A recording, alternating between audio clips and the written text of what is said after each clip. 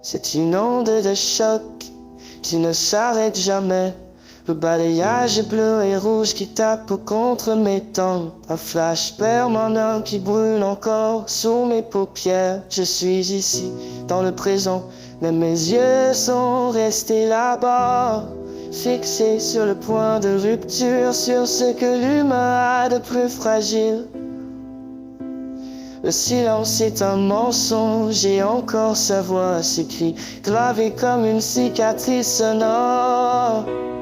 Le son déchire tout, il sature chaque recoin de ma tête. Je revois tout, elle au sol brisé, toute croche, le pied ouvert, la chair et l'os. Ces images que je ne peux pas éteindre, je sais qu'elle est en sécurité maintenant qu'elle a été prise en charge. Alors pourquoi est-ce que ça me détruit autant? Pourquoi mon esprit reste-t-il coincé dans ce sang et ces cris? Ma mâchoire est toujours serrée, un étau qui ne lâche pas. Et ce mal de tête qui s'installe, une pression qui sature tout l'espace. La scène se rejoue entière, sans aucune zone d'ombre. Chaque détail me percute, chaque seconde me rattrape. J'ai essayé de continuer de marcher comme si de rien n'était. Je me disais que je vais être plus fort, que je devais tenir. Mais mon cerveau a dit stop.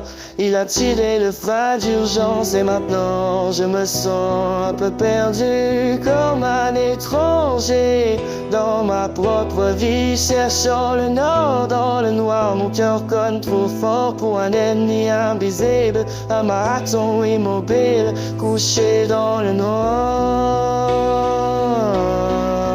L'insomnie est une sentinelle qui me garde prisonnier. Elle me force à regarder le film encore et encore, sans pause. Une porte qui claque dans le couloir, et mon sang se glace, mon corps se prépare au choc, alors qu'il n'y a plus rien. Puis c'est l'éclat d'une voix au loin, une fréquence précise qui déchire le silence et qui me projette en arrière. Le son remonte en moi comme une décharge électrique.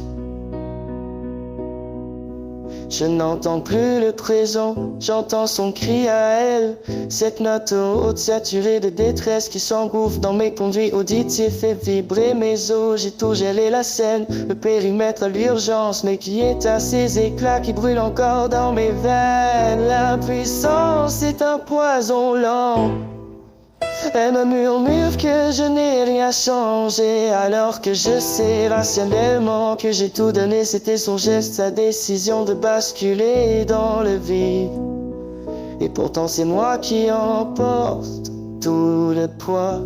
Je n'ai pas ouvert cette fenêtre, mais la puissance me dicte le contraire. Je suis le gardien d'un abîme que je n'ai pas choisi, dont je subis tout le vertige. Je traîne le poids de sa chute sur mes propres épaules.